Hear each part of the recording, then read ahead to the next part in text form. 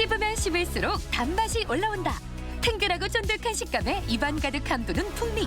새우는 요리하는 대로 감칠맛이 살아나는 해산물계의 감초다. 진한 국물에 짭조름한 젓갈까지 사시사철 우리를 행복하게 하는데 맛과 영양이 제대로 오른 지금 새우는 그냥 굽기만 해도 맛있다. 건강밥상 오늘은 원조 밥도둑 새우와 함께한다.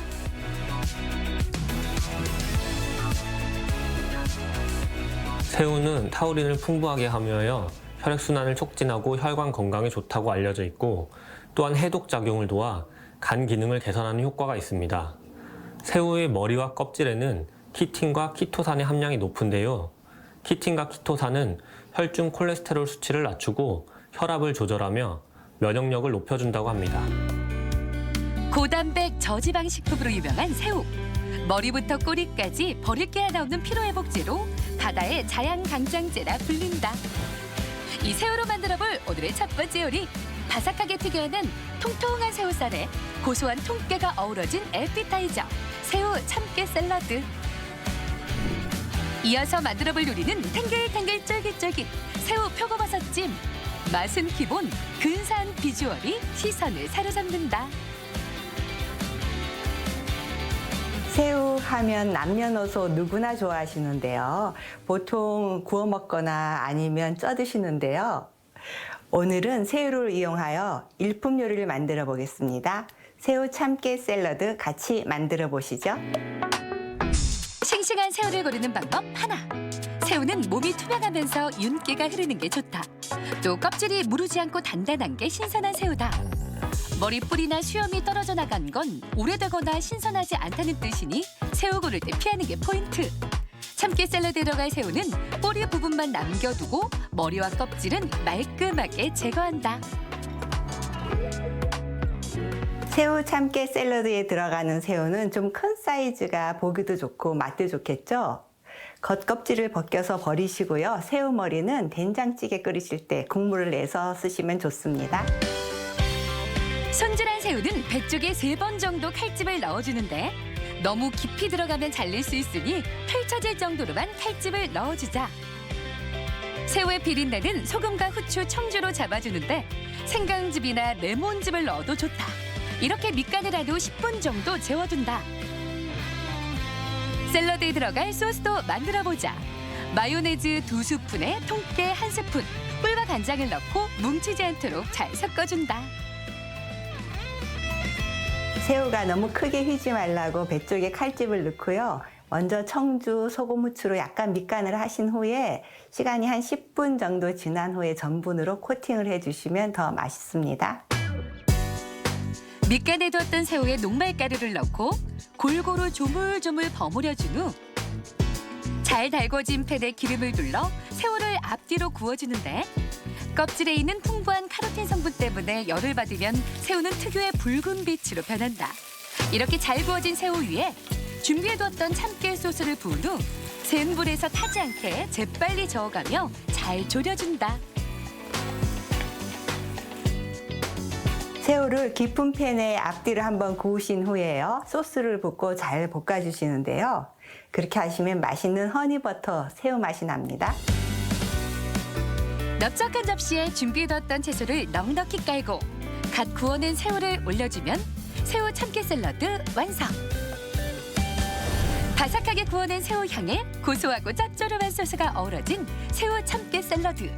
통통한 새우살과 참깨가 입안에서 톡톡 터지며 존재감을 과시한다.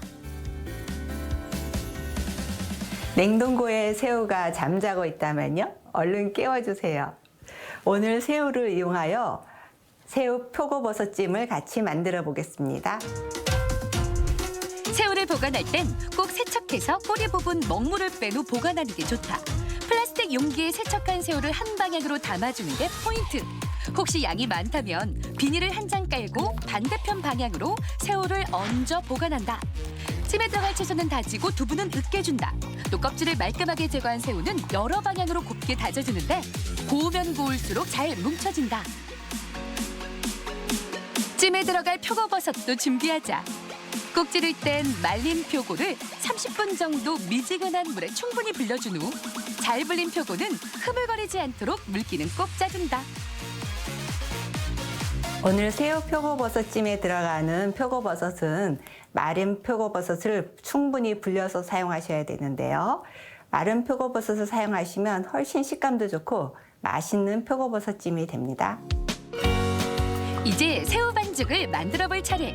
다져놓았던 재료들을 큰 보울에 담은 후 소금, 후추, 녹말을 넣어 뭉치지 않도록 잘 섞어가며 칠해준다.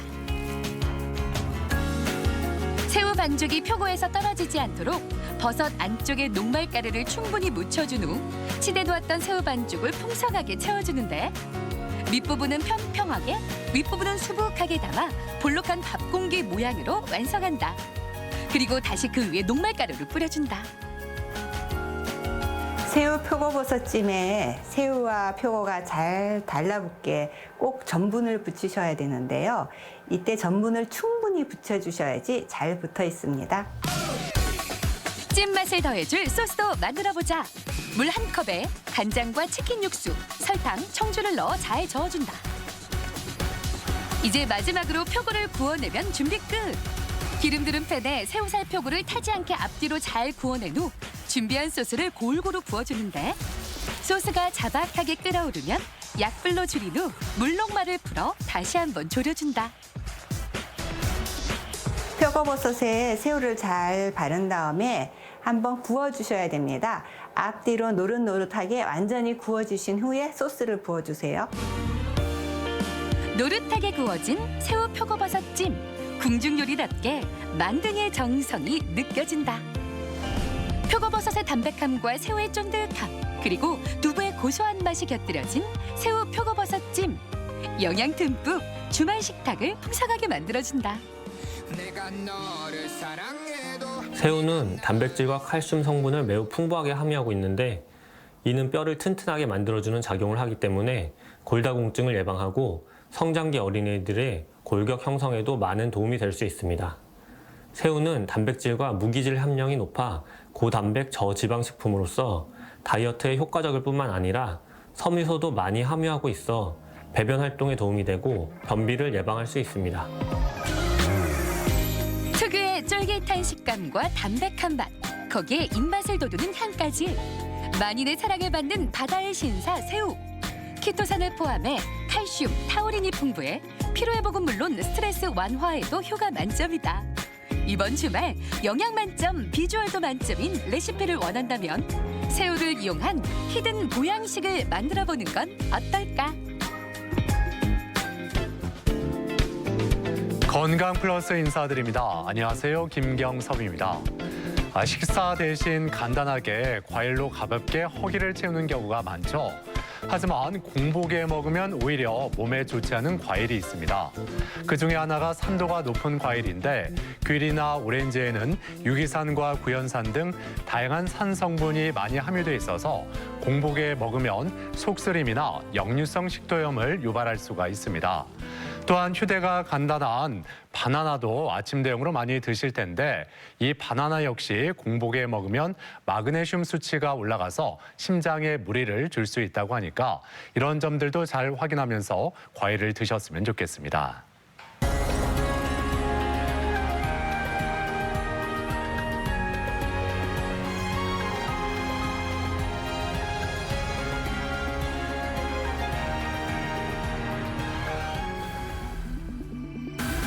겨울철 뚝 떨어진 기온에 우리의 몸은 위축되기 쉽다. 특히 혈관이 급격하게 수축하면서 혈압이 올라가게 되는데 이때 발생하는 고혈압은 겨울철 사망 원인 1위로 예고 없이 찾아오는 심뇌혈관 질환의 무서운 적신호가 된다.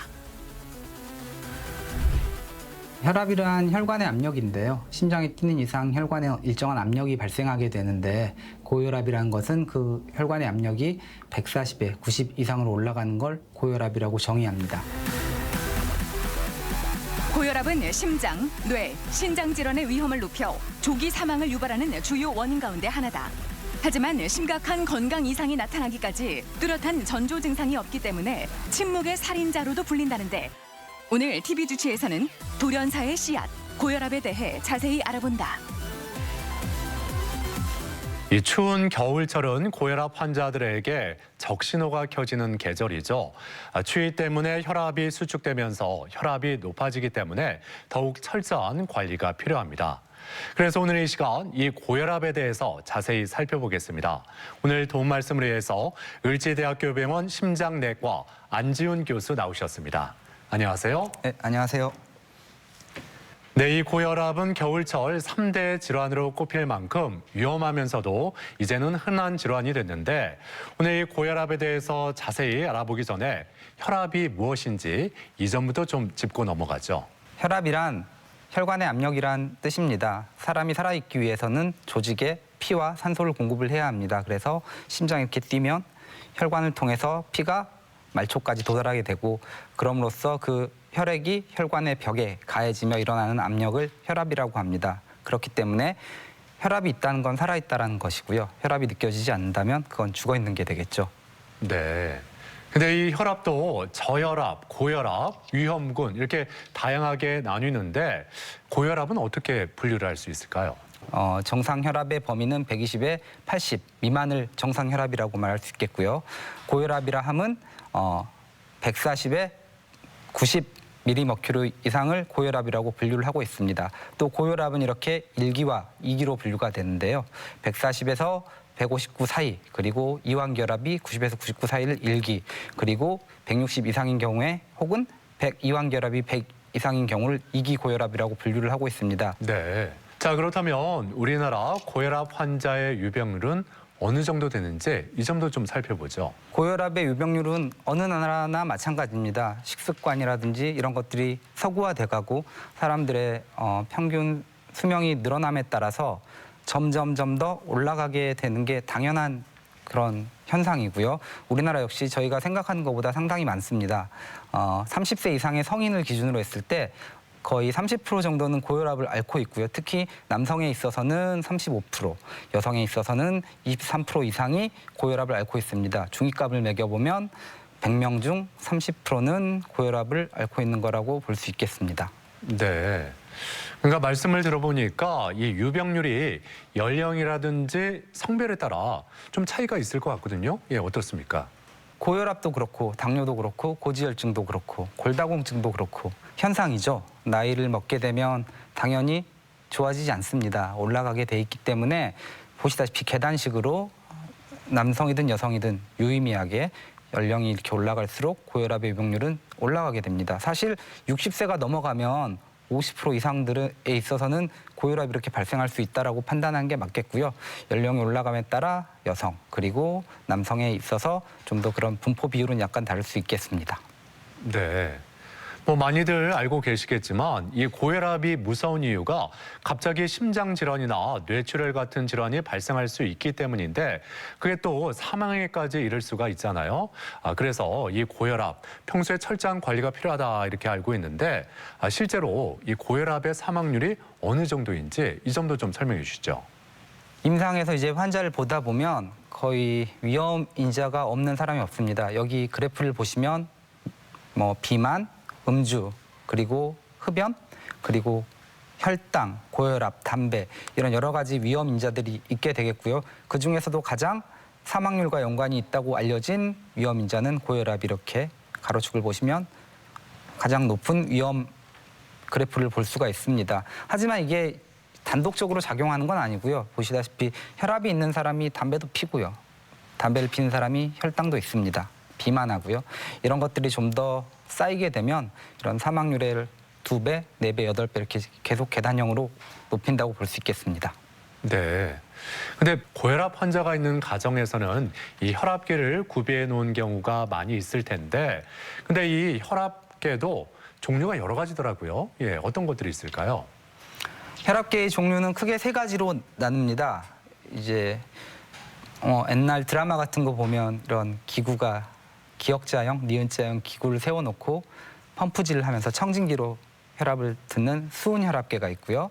그 다음에 아네로이드 혈압계라는 수동 혈압계가 있습니다. 이것 역시 방식은 유사하지만 수은을 사용하지 않고 공기의 압력을 통해서 이런 초침 같은 게 움직이면서 혈압을 측정하게 됩니다. 이걸 아네로이드 혈압계라고 합니다. 그리고 이 아래 세 가지 혈압계는 다 비슷한 방식이라고 할 수 있겠는데요. 숫자가 표현되는 자동 팔목형 혈압계 같은 게 있다고 보겠습니다.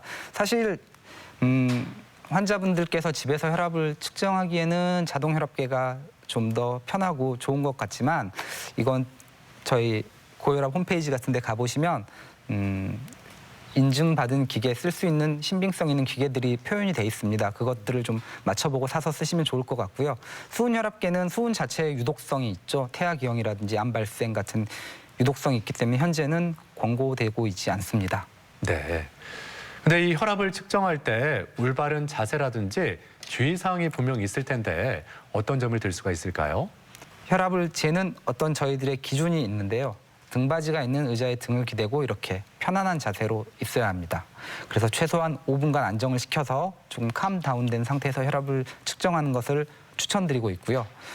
여기 보시면 음주나 카페인과 같은 이런 자극성 음식은 30분 이내에 절제하게 하지 말게끔 저희가 권고를 드리죠. 왜냐하면 커피도 그렇고 흡연도 그렇고 일시적으로 혈압을 상승시키기 때문에 환자 본인의 혈압을 과평가시킬 수가 있습니다. 그래서 이렇게 안정된 자세에서 최소한 5분 이상 휴식을 취하고 혈압을 재는 걸 추천드립니다. 네. 근데 그 수동 혈압계로 혈압을 재는 경우에 2번씩 하는 경우도 있더라고요. 이렇게 정확히 측정하는 방법이 따로 있는 건지 궁금하네요. 2번 혈압을 측정한 이유는 혈압을 진단하는 기준이 그렇기 때문입니다. 매번 하트가 비트, 심장이 뛰는 각 박동마다 압력은 다를 수밖에 없습니다. 기계가 아니잖아요. 네. 그래서 보편적으로 2번 정도의 혈압을 재서 그것의 평균값을 그 사람의 혈압이라고 저희들은 판단을 합니다. 그리고 저희가 기준점으로 삼는 혈압은 이렇게 80% 이상을 감을 수 있는 적정한 넓이의 커프를 3cm 팔을 굽혔을 때 3cm 위 상완에 대고 재는 게 혈압이라고 할 수 있겠습니다. 네. 그러니까 말씀하신 이 수동 혈압계는 옆에 의료진이 있었을 때 이렇게 수동 혈압계를 이용하면 더 정확히 잴 수가 있을 것 같은데 근데 가정에서는 어떻게 재는 게 맞는 건지 이 점도 좀 설명을 해 주시죠. 점점점 더 진료실 혈압 이외에 가정 혈압이라든지 24시간 혈압에 대한 중요성이 대두되고 있는데요. 검증된 자동 혈압계를 사용해서 정확하게 측정할 수 있어야 되겠고요. 시간은 보통 아침, 저녁을 잡고 있습니다. 저희가 알고 싶은 건 아침에 약에서 복용되지 않았을 때, 약 기운이 없을 때 혈압을 재기 위해서 일어나자마자 소변을 본 후에 보통 재는 걸 권고드리고 있고요. 저녁 역시 잠들기 전에 이제 약 기운이 소멸될 시점에 다시 한번 재게 됩니다. 이렇게 해서 최소한은 2번을 측정하는 걸 권고드리고 있고요. 측정 기간은 처음 진단할 때는 적어도 일주일간은 꾸준히 재는 걸 권고드리고 있고 치료 경과를 평가할 때에는 가능한 올해 적어도 외래 방문 7일 전에는 이렇게 다이어리를 써서 보여주시면 이렇게 진료에 도움이 될 것 같습니다. 네. 그런데 이 혈압에 이상이 있는 경우에 이 병원에서 혈압계를 부착하고 집에서 평소처럼 하루 정도 이렇게 생활하는 걸 본 적이 있는데 이건 어떤 걸 검사하기 위한 걸까요? 그런 것들은 24시간 활동 혈압이라고 명명을 짓고 있습니다. 이제 기계를 달고 가면 집에서 자동으로 혈압계가 10분에서 15분 사이에 이렇게 압력을 측정을 해서 이렇게 다이어리를 만들어 주는데요. 보시면 여기 표 잘 안 보이겠지만 에버리지 혈압, 평균 혈압, 그리고 낮 평균 혈압, 밤 평균 혈압을 그래프와 이렇게 문서로 이렇게 출력을 해서 환자와 의사가 공유할 수 있게 만들어줍니다. 가로축, 진료실 혈압을 140에 90을 고혈압의 진단 기준으로 갖고 있다면 이런 24시간 혈압계의 주간 활동 혈압은 135에 85를 고혈압이라고 측정하고 있습니다. 이 두 개의 고혈압군이 정상 측정한 우리가 원하는 범위 안에 들어와 있다면 정상 고혈압 환자군이겠고 24시간 혈압계와 진료실 혈압 둘 다 높게 측정된다면 지속성 고혈압이겠습니다. 하지만 은행이나 관공서 가서 혈압 재면 나는 저혈압인데 왜 병원만 오면 150, 160 넘게 나와요. 이상해요. 이런 걸 백위고혈압이라고 합니다. 의료인의 가운, 흰 가운을 보게 되면 긴장을 하게 되고 호르몬이 분비하게 되고 혈관이 수축해서 진료실에서만 고혈압이 나타나게 됩니다. 이런 환자분들은 24시간 혈압계를 재보면 정상이 나오겠죠. 이런 백위고혈압을 감별할 수가 있겠고요. 진료실에서는 혈압이 아주 좋은데 집에서만 가면 이상하게 혈압이 높아요. 그런 사람들은 약에 민감한 거죠. 약의 반감기가 한 12시간 정도의 소실이 되면 저녁이나 새벽에는 혈압이 높아지는 거죠. 이런 것들을 가면고혈압이라고 하는데 이런 분들은 혈압약을 분복한다든지 아니면 용량을 올린다든지 해서 혈압을 좀 더 적정 타겟까지 내리는 게 치료에 아주 중요하겠죠. 이런 가면고혈압과 배기고혈압을 감별하기 위해서 24시간 활동혈압은 점점 유용하게 사용되어지고 있습니다. 네. 자, 이렇게 혈압을 측정한 이후에 이 고혈압을 진단하는 측정 기준이 분명히 있겠죠. 진단 기준이 어떻습니까? 혈압의 진단 기준은 진료실 혈압입니다. 그게 표준 혈압이고요. 수축혈압을 140mmHg 그리고 이완결합을 90 이상을 진료실 혈압이라고 저희가 표현을 하고 이 수치가 넘어가면 고혈압이라고 저희가 판단을 하지만 24시간 활동 혈압에 있어서는 하루 평균 혈압이 130에 80 이상이면 고혈압이라고 해요. 진료실 혈압과는 10 정도의 차이가 나죠. 그리고 이 24시간 활동 혈압 중 주간 평균 혈압은 135에 85 이상이면 고혈압이라고 판단을 합니다. 밤이 되면 이렇게 교감신경 톤도 다운되고 활동을 하지 않기 때문에 아무래도 혈압이 떨어지게 됩니다. 그래서 야간 평균 혈압이 120에 70 이상이면 저희는 또 이것 역시 야간 고혈압이라고 판단을 하게 됩니다. 그리고 가정 혈압은 또 역시 좀 기준점이 진료실 혈압에 비해서 다들 낮습니다. 135에 85. 그리고 진료실의 자동 혈압은 135에 85입니다. 기준 자체는 다 또는이라는 말이 들어가고 있습니다. 그리고가 아니죠. 150에 80도 고혈압이고 130에 100도 고혈압입니다. 수축기든 이완기든 고혈압의 진단 기준을 만족시킨다면 그 환자분은 고혈압이 있는 걸로 판단하게 되겠습니다. 그렇군요. 예. 자, 대전 MBC의 건강 플러스 오늘 이렇게 고혈압에 대해서 알아보고 있는데요. 그럼 여기서 병원을 직접 찾아가서 환자들의 이야기를 들어보고 고혈압의 진단법과 치료법에 대해서 살펴보겠습니다. 화면으로 함께 만나보시죠.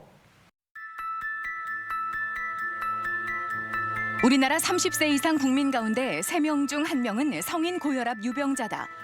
고혈압은 단순히 혈압만 오르는 게 아니라 다양한 원인들이 복합돼 유발되는 심뇌혈관 질환의 주요 원인이기도 한데 과거 중년층 질병으로 인식됐던 고혈압은 식습관 변화 등을 이유로 최근엔 젊은 층을 위협하고 있다.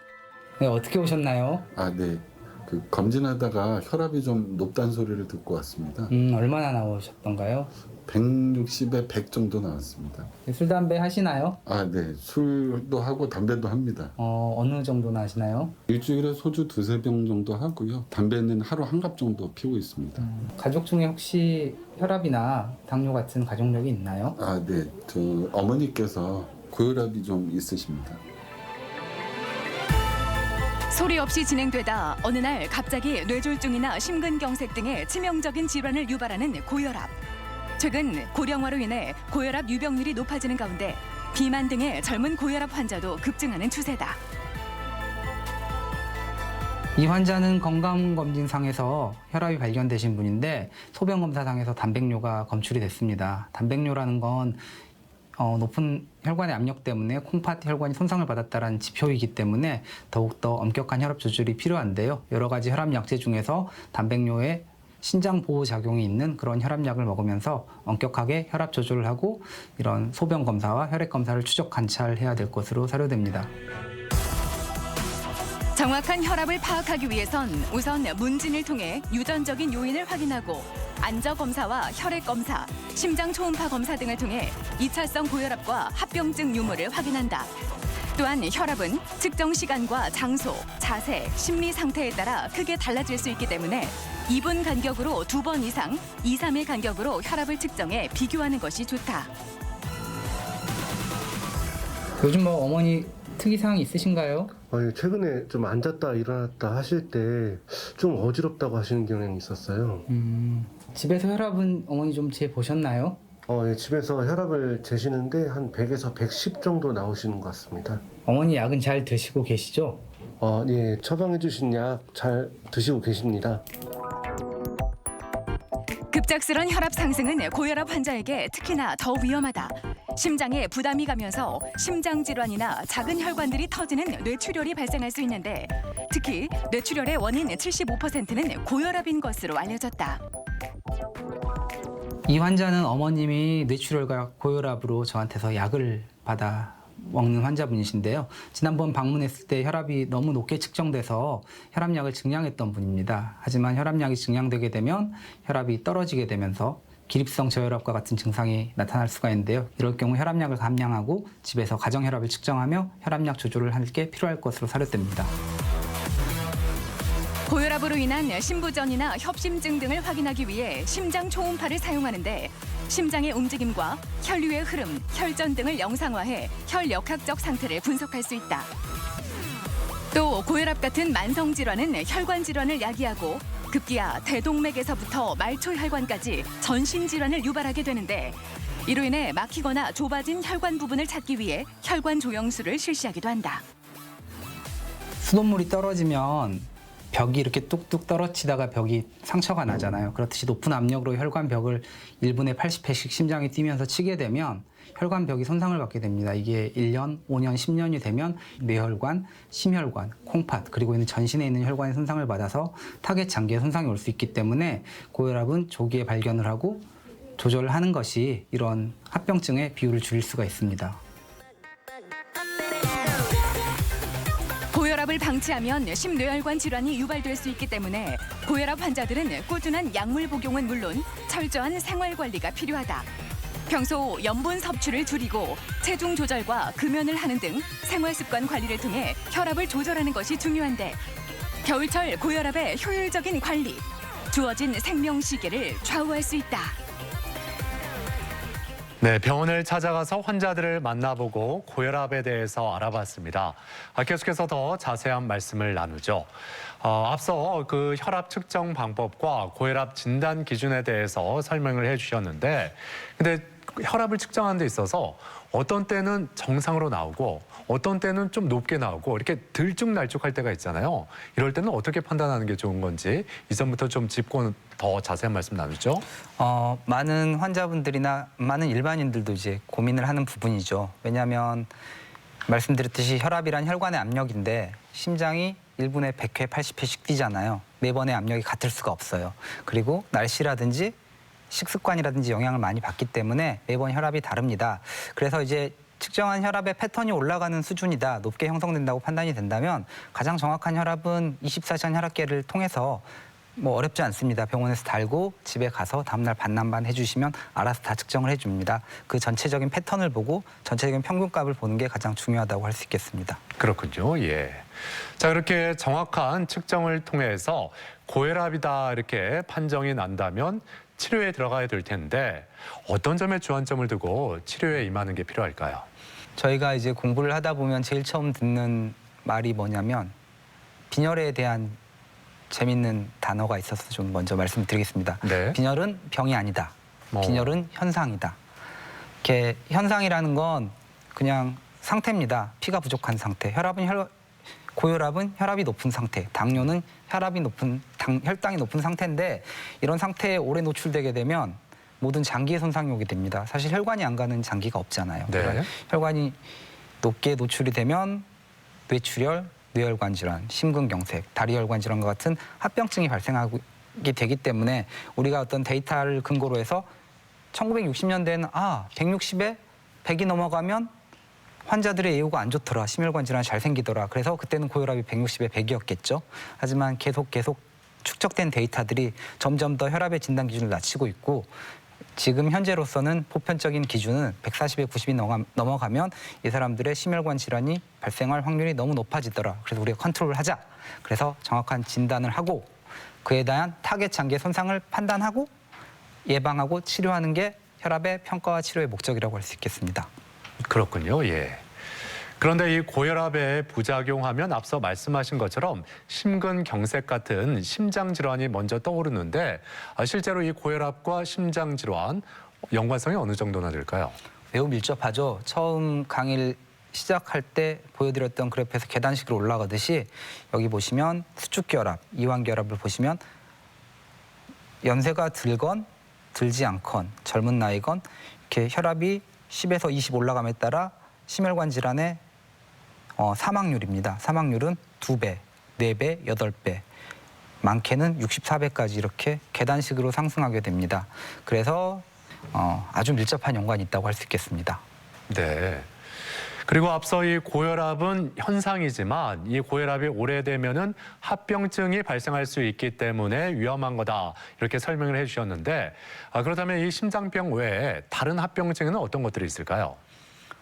혈관이 가는 모든 곳에 병이 생길 수 있습니다. 심장은 펌프, 자동차 엔진이죠. 짜주면 대동맥, 가장 큰 동맥을 타고 머리 혈관, 발끝 혈관까지 피가 가게 됩니다.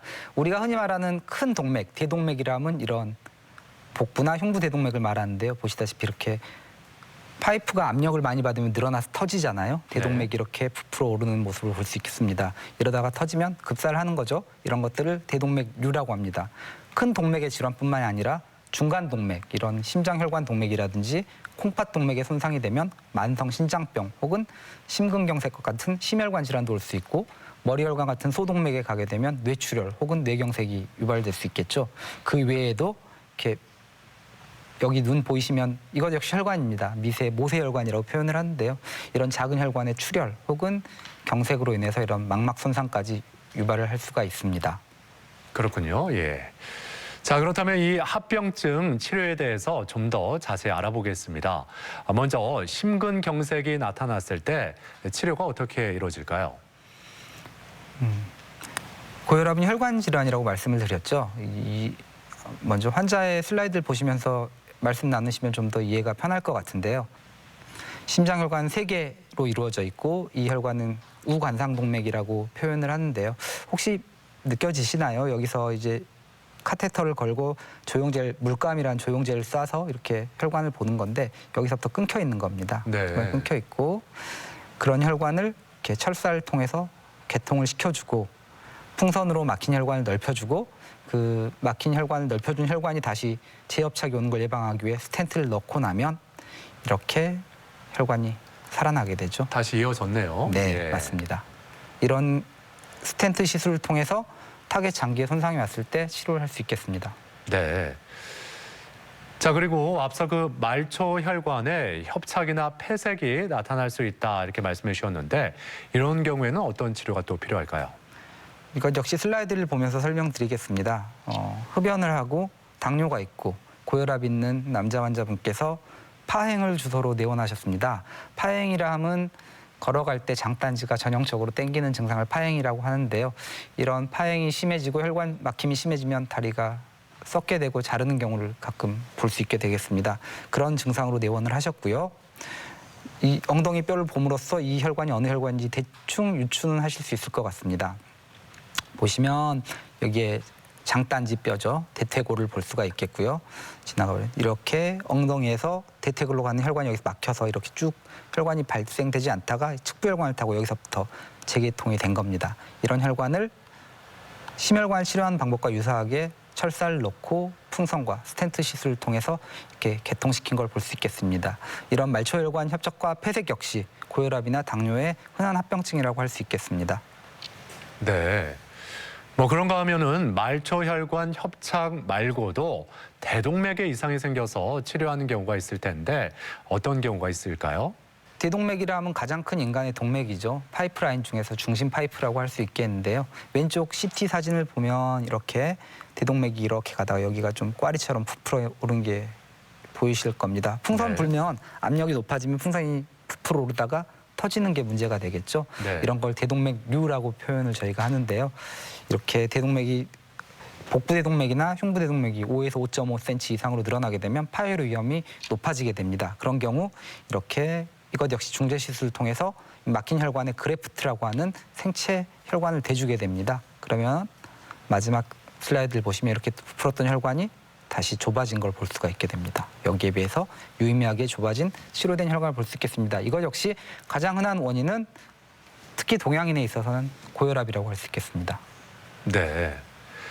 근데 이 고혈압이 있으면은 일단 약을 드시는데 이 약의 종류도 굉장히 여러 가지가 있더라고요. 그래서 환자 입장에서는 이 약을 어떻게 복용을 해야 될지 어떤 걸 선택해야 될지 굉장히 헷갈릴 수가 있습니다. 이 부분에 대해서도 좀 짚어주시죠. 고혈압은 증상이 없으니까 약 먹어도 뭐 좋아지는 것 같지도 않고 약 먹으면 평생 먹어야 되는데 되게 잘 안 먹게 돼요. 그리고 내가 맞는 약이 저 병원에서는 이 약을 줬는데 왜 이 병원에서는 이 약을 줘 이렇게 오해를 많이 하시는데 고혈압의 약제는 크게 4가지예요. 우리가 수만 가지, 수천 가지를 이렇게 처방받지만 저희가 파생되는 약제는 이렇게 AC 억제제 또는 엔지오텐신 차단제로 구분되어지는 이런 호르모널 한 약제, 그리고 베타 차단제, 칼슘 차단제, 이뇨제 이렇게 4가지로 나누게 되고요.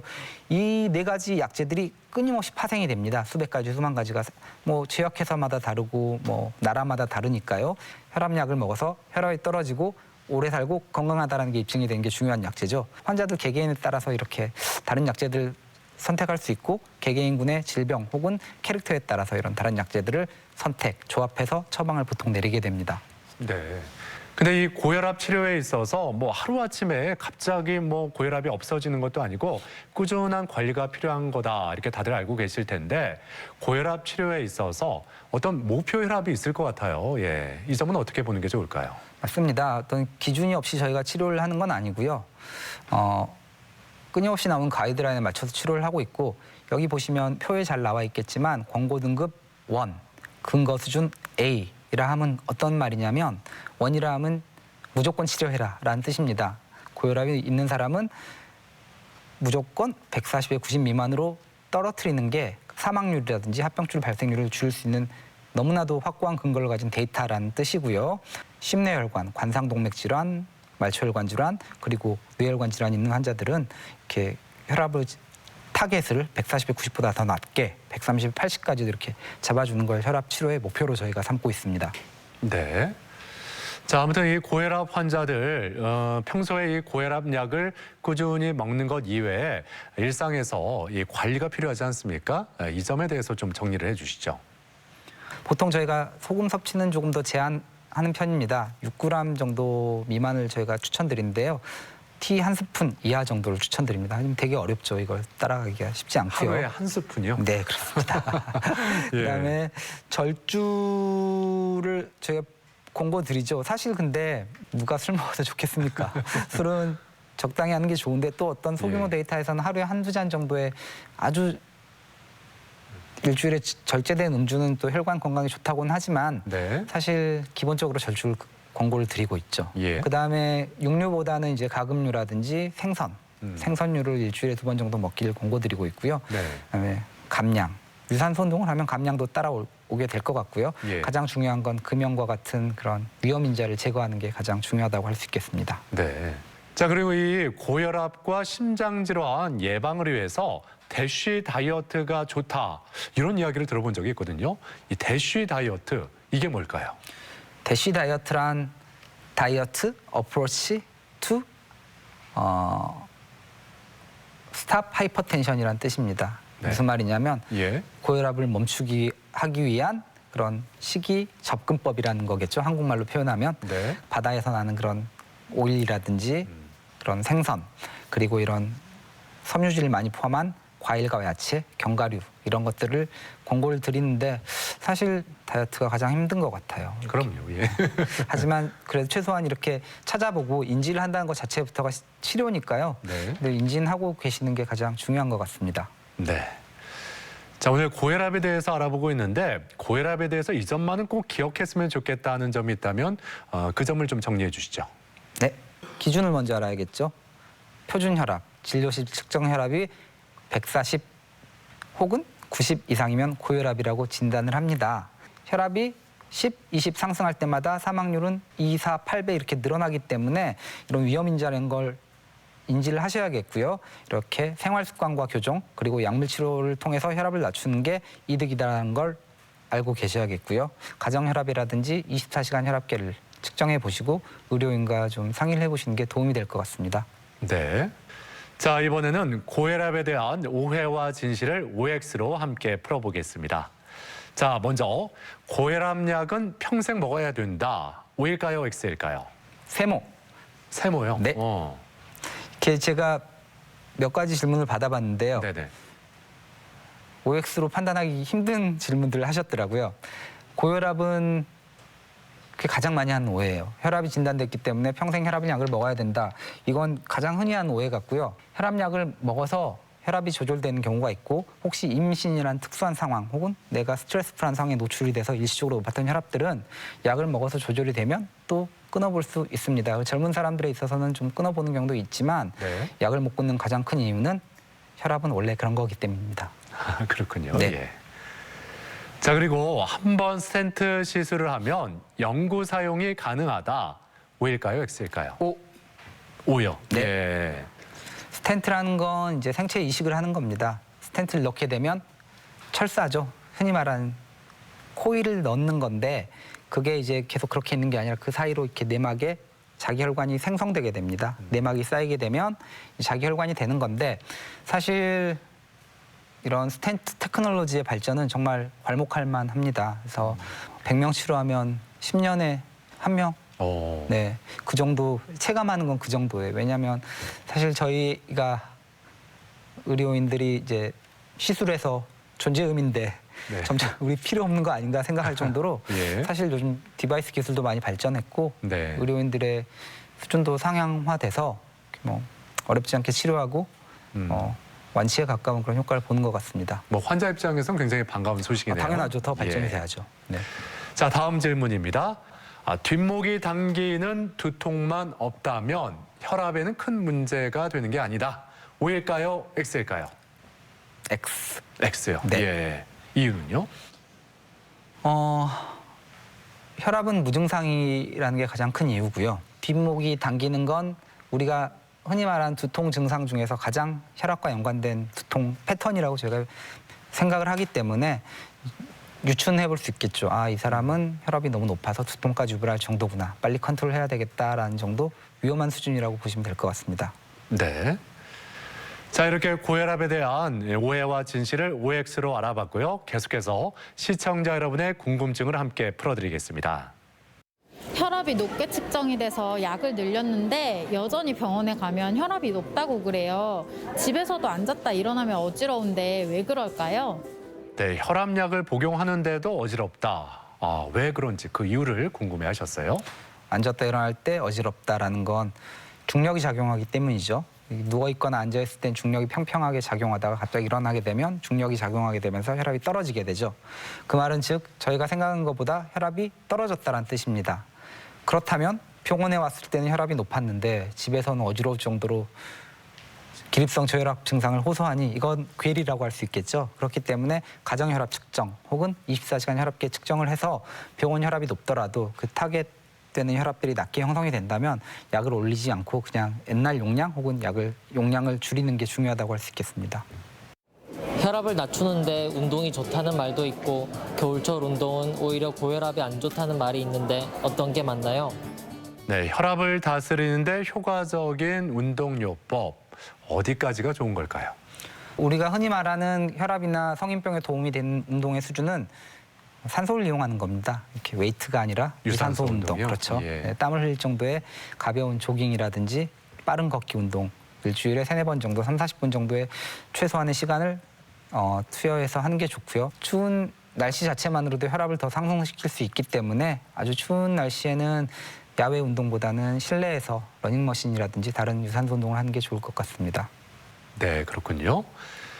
자, 끝으로 이 고혈압에 대해서 이 점만은 꼭 기억하자. 고혈압은 네모다. 이 네모안을 좀 채워주시면 뭐라고 말씀하실 수 있을까요? 고혈압은 전신혈관의 상처다. 이렇게 무슨 말이냐면 전신질환이죠. 혈압은 폐암이 아닙니다. 위궤양도 아니고요. 어떤 특정 장기를 떼어내거나 치료한다고 그렇게 싹 없어진 질병이 아니고요. 전신 혈관을 통해서 높은 압력으로 손상을 가하고 있는 끊임없는 상태입니다. 그렇기 때문에 약 먹는 거 어렵지 않습니다. 아니면 생활습관 교정도 즐겁잖아요. 운동도 하시고 쉬기도 하시고 예뻐지시고 다이어트해서 이렇게 해서 조정을 하시면 이런 타겟 장기의 손상이 오기 전에 잘 예방할 수 있을 것 같습니다. 치료보다는 예방을 하기가 중요하고 그렇기 때문에 항상 각인을 시켜야 된다고 생각합니다. 네. 자, 대전시 건강 플러스 오늘 이렇게 고혈압에 대해서 자세히 알아봤습니다. 지금까지 도움 말씀에 심장내과 안재훈 교수였습니다. 오늘 말씀 고맙습니다. 네, 감사합니다. 이 고혈압은 성인병이라고 생각하기 쉬운데 최근 들어 소아 청소년들에게도 고혈압 환자가 늘고 있습니다. 이 고혈압 관리에 있어서 가장 중요한 거는 나트륨 섭취라고 하니까 꾸준한 관리를 통해서 나트륨 섭취를 좀 줄이고 식습관에 대해서 좀 더 신경을 쓰시면서 혈압 관리 잘 하셨으면 좋겠습니다. 자, 오늘 저희가 준비한 내용은 여기까지입니다. 이번 한 주도 건강하게 보내시길 바라고요. 다음 이 시간에 다시 인사드리겠습니다. 함께해 주신 여러분 고맙습니다.